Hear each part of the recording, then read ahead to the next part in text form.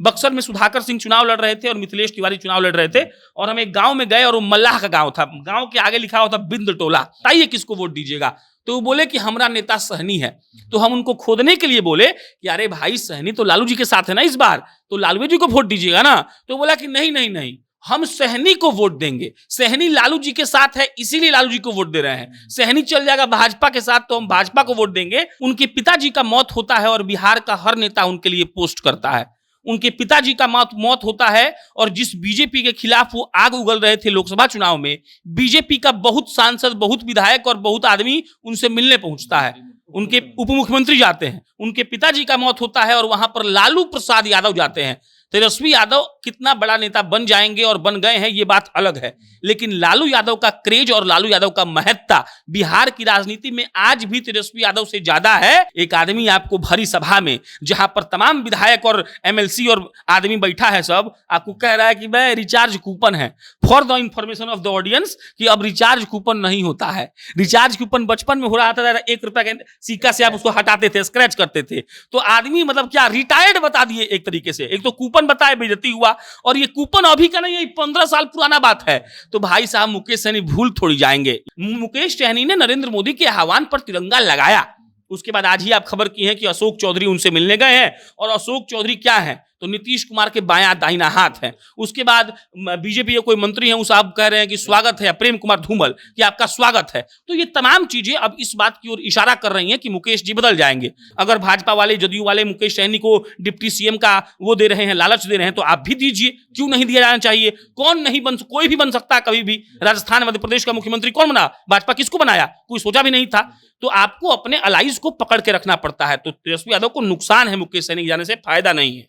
बीच press conference में मुकेश सहनी खड़ा हो गए थे और उठ के चले गए और बोले कि हमरे पीठ में छुरा घोंप दिए, और उसी तेजस्वी के साथ मछली या रोटी या मर्चा चाप रहे थे कि नहीं चाप रहे थे। तो पीठ का छुरा का घाव का भर गया क्या? हो सकता है भर गया हो। इस बार फिर जाएंगे तो फिर बोलेंगे कि छुरा घोंप दिए। तो देखिए राजनीति में कोई दिक्कत की बात नहीं है। वही मुकेश सहनी अमित शाह को अमित शाह जी कहते थे, वही मुकेश सहनी को अमित शाह ने सिक्योरिटी दिया और वही अमित शाह ने हटा दिया। पिछले कुछ समय से मुकेश सहनी को लेकर के बिहार के राजनीतिक गलियारों में एक खबर खूब चल रही है कि मुकेश सहनी जल्दी ही अपना पाला बदलेंगे। और इन्हीं खबरों के बीच जो है नीतीश कुमार के खास मंत्री अशोक चौधरी मुकेश सहनी से मुलाकात करते हैं, और उसके बाद इस बात की और पुष्टि होने लगती है कि अब सब कुछ तय हो चुका है और जल्दी ही मुकेश सहनी जो है एनडीए के साथ आ सकते हैं। इन्हीं मुद्दों पर हम बात करेंगे और जानने का प्रयास करेंगे कि मुकेश सहनी क्या सच में एनडीए के साथ आ सकते हैं, और अगर आएंगे तो इसका प्रभाव क्या पड़ेगा। इन सभी मुद्दों पर हम बात करेंगे, लेकिन उससे पहले आप हमारा परिचय जान लीजिए।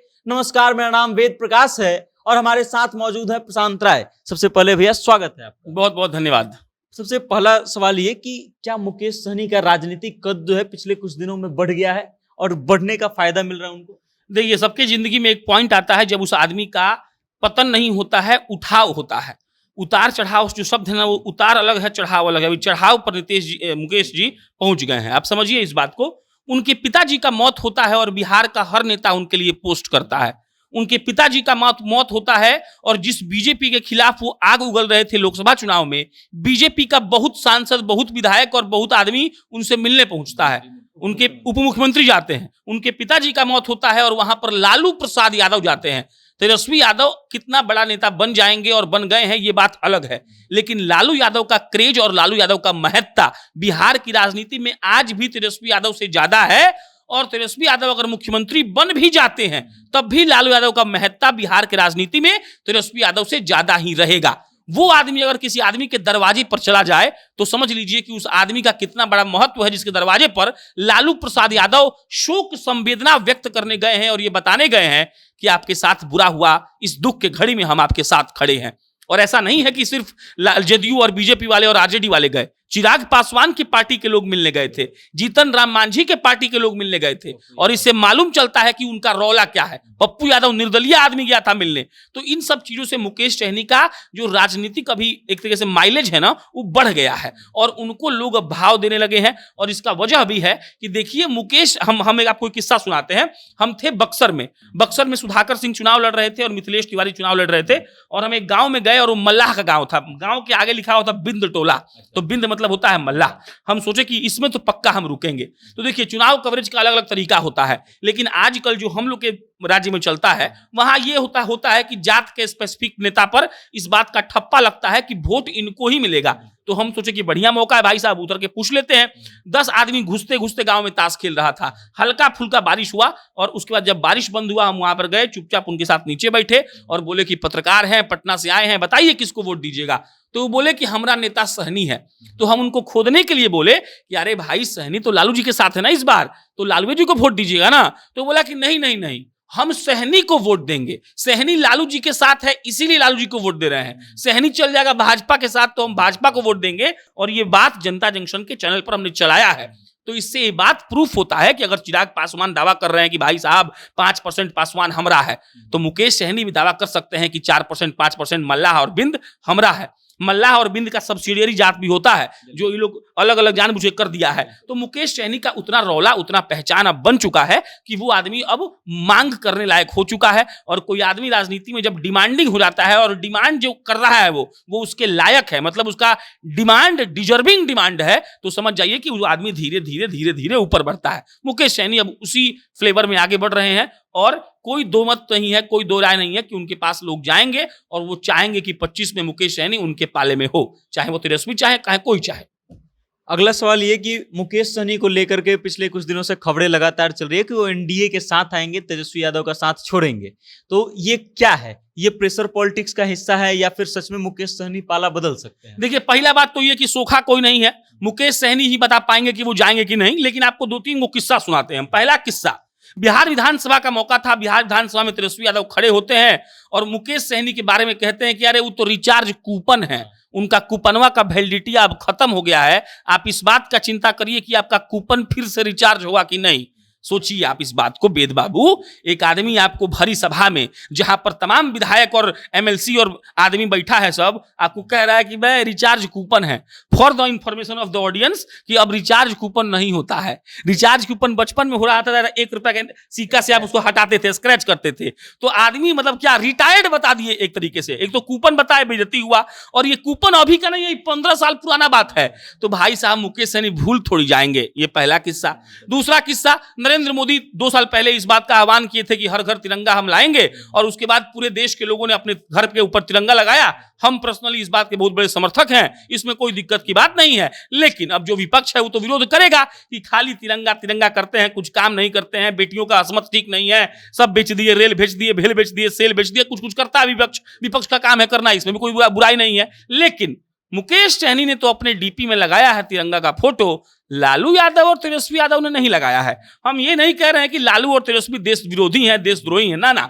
अरे तिरंगा आप दिल में रखिए ना, छोड़िए सब बात। लेकिन मुकेश सहनी ने नरेंद्र मोदी के आह्वान पर तिरंगा लगाया। उसके बाद आज ही आप खबर की है कि अशोक चौधरी उनसे मिलने गए हैं, और अशोक चौधरी क्या है, तो नीतीश कुमार के बायां दाहिना हाथ है। उसके बाद बीजेपी के कोई मंत्री हैं, उस आप कह रहे हैं कि स्वागत है, प्रेम कुमार धूमल कि आपका स्वागत है। तो ये तमाम चीजें अब इस बात की ओर इशारा कर रही हैं कि मुकेश जी बदल जाएंगे। एक और डेटा है कि मुकेश जी जब से सक्रिय राजनीति में एक्टिव हुए हैं, वो हर चुनाव में अपना पाला बदल लेते हैं। मतलब वो राजस्थान की तरह है, हर बार नया सरकार चाहिए उनको, तो हर बार वो नया प्रयास करते हैं। तो इसमें कोई दिक्कत की बात नहीं है। हो सकता है कि उनके मन में चल रहा हो, और द गुड पार्ट इज कि उनको भाजपा और जदयू रोकेगा नहीं, वो चाहेगा कि हम अपना ले, क्योंकि मुकेश सहनी उतना लायक अब धीरे धीरे बन चुके हैं। चलिए, अगला क्वेश्चन ये कि अगर मुकेश सहनी अपना पाला बदलते हैं तो इससे तेजस्वी यादव की राजनीति पर क्या नुकसान होगा? देखिए, तेजस्वी यादव की राजनीति पर नुकसान होगा।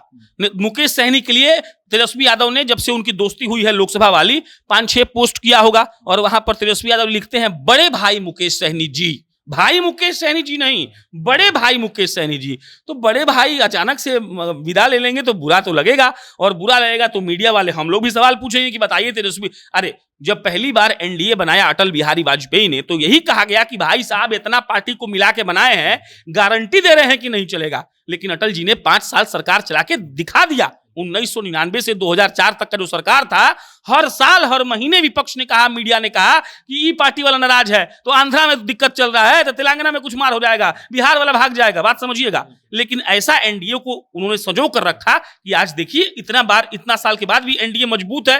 तो ये एक बात है कि तेजस्वी से पूछा जाएगा कि एक आदमी जिसके पास वोट प्रतिशत की ताकत है, एक आदमी जो अपना अटल है, जो आदमी मल्लाहों को इतना दिन में इतना साल में सजोया, वो आदमी आपके साथ आया, हेलीकॉप्टर में आप लोगों ने 250 से ज्यादा सभाएं की, तो आखिर ऐसा क्या हो गया कि वो चले गए। और अगर गठबंधन की राजनीति की बात की जाए तो जैसे नीतीश कुमार का नाम बोलिएगा और गठबंधन बोलिएगा तो इस दुनिया में कोई भी विश्वास नहीं करेगा, क्योंकि सबको पता है कि वो कब पलट जाए नहीं पता है। वैसे ही तेजस्वी यादव के साथ भी हुआ ना कि इनके साथ लोग आते हैं फिर खिसिया के चले जाते हैं। इसका मतलब तेजस्वी यादव में लीडरशिप क्वालिटी नहीं है, उनको होल्ड करने की ताकत नहीं है, उनके अंदर कन्विंस करने की ताकत नहीं है। अगर भाजपा वाले, जदयू वाले मुकेश सहनी को डिप्टी सीएम का वो दे रहे हैं, लालच दे रहे हैं, तो आप भी दीजिए, क्यों नहीं दिया जाना चाहिए। कोई भी बन सकता है कभी भी। राजस्थान मध्य प्रदेश का मुख्यमंत्री कौन बना? भाजपा किसको बनाया? कोई सोचा भी नहीं था।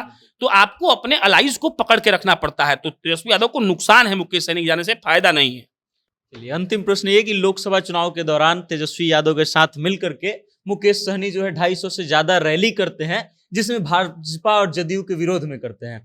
और अगर अब मुकेश सहनी पलटी मार करके एनडीए में आते हैं तो क्या तेजस्वी यादव के विरोध में वो उतना ही रैली करेंगे, उतना ही विरोध करेंगे? एकदम करेंगे। अरे भाई, आपको किस्सा सुनाते हैं, जब सीट बंटवारा हो रहा था, शायद 19 का लोकसभा चुनाव था, तो हाँ 19 के लोकसभा चुनाव की ही बात है। तेजस्वी यादव के बीच प्रेस कॉन्फ्रेंस में मुकेश सहनी खड़ा हो गए थे और उठ के चले गए और बोले कि हमरे पीठ में छुरा घोंप दिए। और उसी तेजस्वी के साथ मछली या रोटी या मर्चा चाप रहे थे कि नहीं चाप रहे थे, तो पीठ का छुरा का घाव का भर गया क्या? हो सकता है भर गया हो। इस बार फिर जाएंगे तो फिर बोलेंगे कि छुरा घोंप दिए। तो देखिए, राजनीति में कोई दिक्कत की बात नहीं है। वही मुकेश सहनी अमित शाह को अमित शाह जी कहते थे, वही मुकेश सहनी को अमित शाह ने सिक्योरिटी दिया और वही अमित शाह ने हटा दिया, तो क्या हो जाएगा? राजनीति है। नीतीश कुमार कह रहे थे कि अब इसी को बढ़ाना है, इसी को बढ़ाना है, इसी को बढ़ाना है। तेजस्वी जी खड़े होकर मुस्कुरा रहे थे। अब वही नीतीश कुमार आज कह रहे थे, कल कह रहे थे कि जाके पूछिए अपने बाप दादाओं से कि पहले का बिहार कैसा था।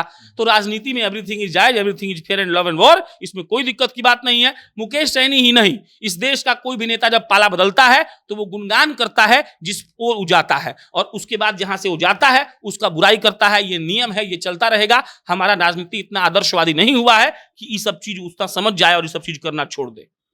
चलिए, आप मुकेश सहनी की राजनीति को लेकर के क्या सोचते हैं और आपको क्या लगता है कि मुकेश सहनी क्या सच में एनडीए के साथ जाने वाले हैं और तेजस्वी यादव को इसका नुकसान होने वाला है? इन सभी मुद्दों पर अपनी राय कमेंट के माध्यम से हम तक भेजिएगा और देखते रहिएगा जनता जंक्शन। बहुत बहुत धन्यवाद।